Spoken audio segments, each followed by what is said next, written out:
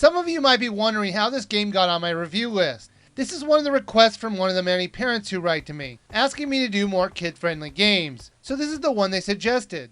My first problem I had with the game was just putting in your name. It uses this wheel interface. This might have been okay back in the NES days, but the Wiimote has a perfect pointing device. No game on the Wii should be like this. Also, I really hated the controls in this game. You use the Wiimote and the nunchuck to control your horse's movements. If you want to turn your horse, you would move one of the controllers forward and the other one backward. Since I haven't ridden a horse since I was 16, I didn't have a good idea what the controls of the game should be. I'm going to just assume that they made the controls exactly like you would to control a horse in real life. However, having realistic controls might be good if your game was targeted to an older crowd. But the game feels like it was made for younger players. I felt these controls would be too complicated for them. They give you plenty of time to practice and get down the controls, but I never could get used to it. The controls just seemed unresponsive to me.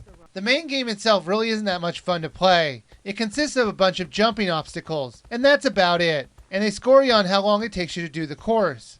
I found the main game incredibly dull to play. Even the different venues weren't enough to keep my attention. Now, while the main game isn't that good, there are mini games that were fun to play. They really varied the things you could do. My favorite was trying to find the differences between the two pictures. It was challenging, but fun. While there were normal standard collect the items minigames, there was one that stood out as the most strange. This is a game where you pop balloons using a long rainbow that comes out of your horse's ass. That's right, you heard me right. This game has rainbows coming out of a horse's butt. Strangely enough, it was actually compelling to play, since your horse gives you plenty of rainbow to work with.